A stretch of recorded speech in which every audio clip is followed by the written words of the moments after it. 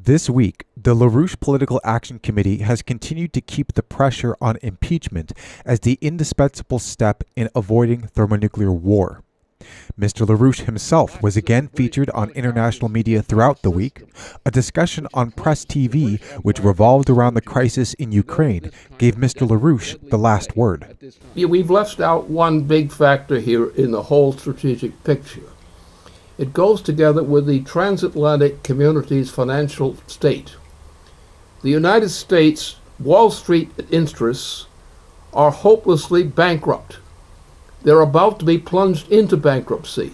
The British interests themselves, who participate in the same thing as Wall Street, in fact, Wall Street and this British group are the same thing.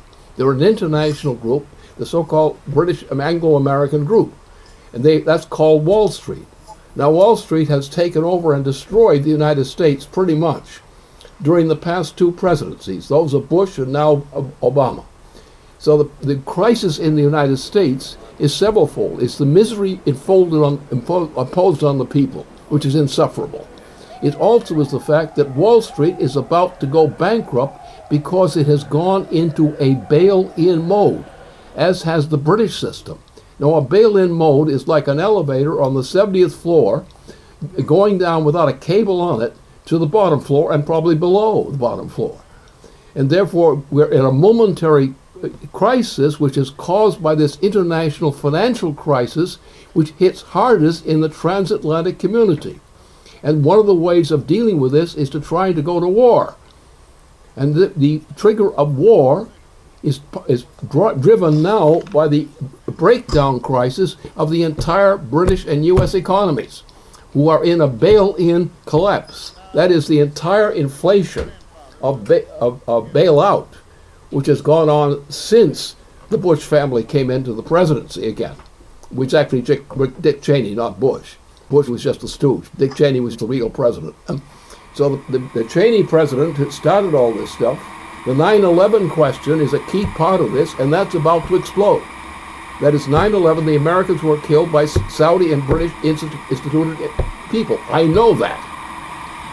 And this thing is exploding together with this issue of the Obama's policies now. But the key thing here is that system is bankrupt. It's in a bail-in system. As I said, it's like an elevator on the 70th floor going down below the lowest floor, subfloor. And when that happens, the entire system goes into a bankruptcy crisis. Very much like what happened to poor Germany in the aftermath of World War I. Mr. LaRouche is saying what others are afraid to say and what needs to be said. We are quickly headed into a thermonuclear war. If you are unwilling to look that in the face, then you are unable to prevent it. On Wednesday, LaRouche PAC launched a midweek broadside, J'accuse, a wraparound spread in the print edition of the Washington Times, a paper which is delivered to the offices of the United States Congress, in addition to electronic ads, a banner on the streets of Washington, D.C., audio and video media, with one clear message: impeach Barack Obama for cause now. It cannot be emphasized enough how critical it is to remove him from any operational authority in order to avert war. This is not a Ukraine crisis, nor the United States versus Russia, though that's the current form the crisis takes. But do not confuse the form with the intent. The intent is to have war. The intent is the policy of empire, the reduction of the population of the world by at least 6 billion people. On the same day LaRouche PAC's presence dominated Capitol Hill on Wednesday, Obama was hit on another flank by members of the U.S. Congress. Representatives Walter Jones, Stephen Lynch, and Thomas Massie, joined by survivors and family members of the victims of the September 11th attacks, held a press conference, putting pressure on the president to release the redacted 28 pages, which detailed the foreign sponsorship of the 9/11 attacks. This is about the future security of this country, not only about the past. It's about the future security. These people that committed 9/11, they're still out there. They're still supporting and sponsoring terrorism, and they have not been held accountable. The release of the 28 pages will hold them accountable. It will bring them out of the shadows.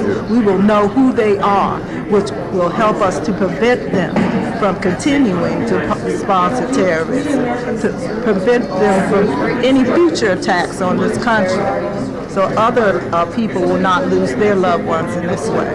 So it's very important that those 28 pages be released. So also I want to talk about the experience of sitting down and reading these 28 pages. It's in a room where it's soundproof and you're escorted in there and you're escorted out and there are no notes. But this is something that's sort of shocking when you read it. As I read it, and we all had our own experience, I had to stop every couple pages and just sort of absorb and try to rearrange my understanding of history for the past 13 years and the years leading up to that. It challenges you to rethink everything. And so I think the whole country needs to go through that. It's going to be difficult and it could be embarrassing, but that is no reason to keep the truth from the American people.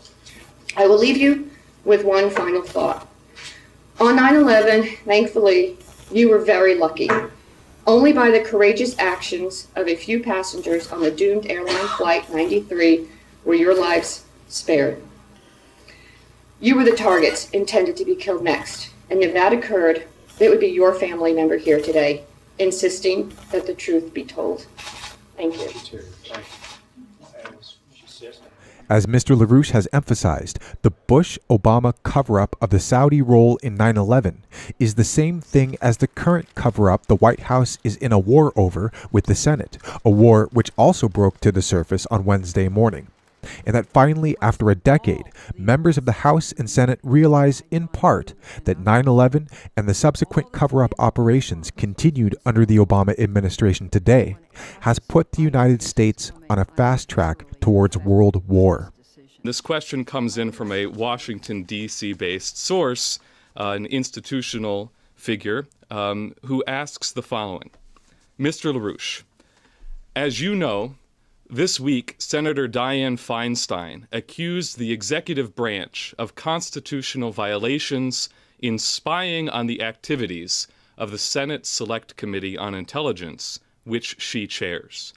These strong public rebukes of the Obama administration by a leading Democratic senator come at a time when the president continues to flaunt his unitary executive power grab, with Obama ruling increasingly by executive orders that usurp the power of Congress under our Constitution.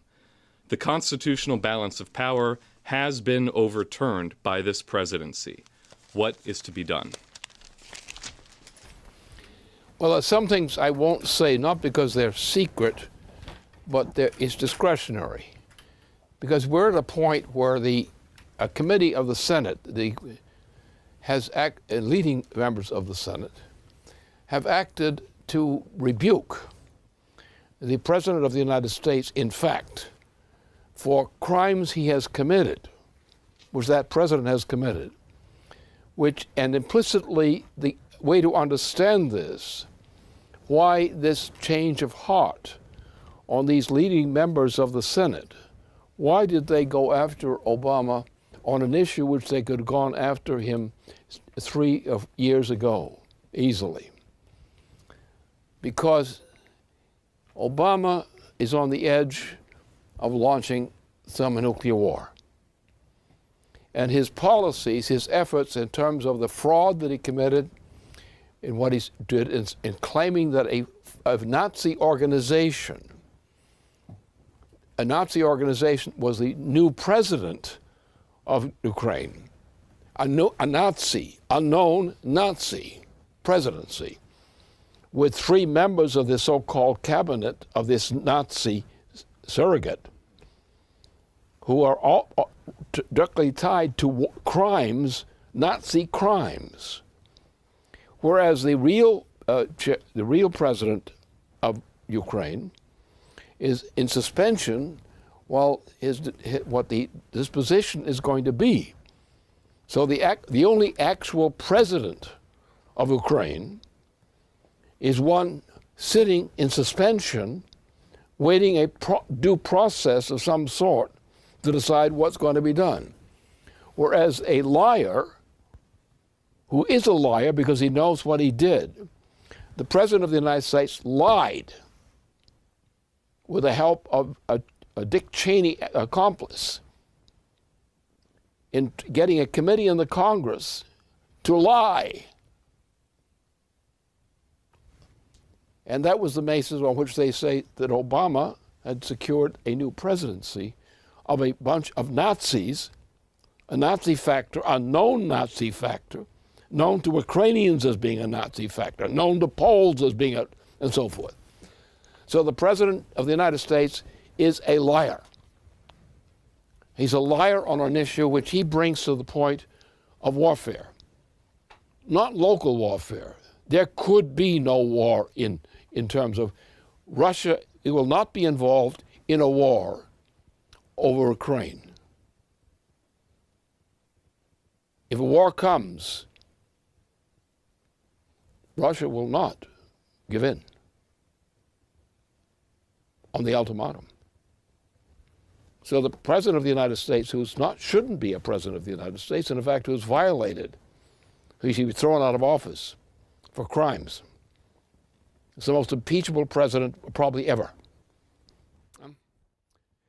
This week, the members of Congress have returned to their districts, and many of them are beginning the election campaign.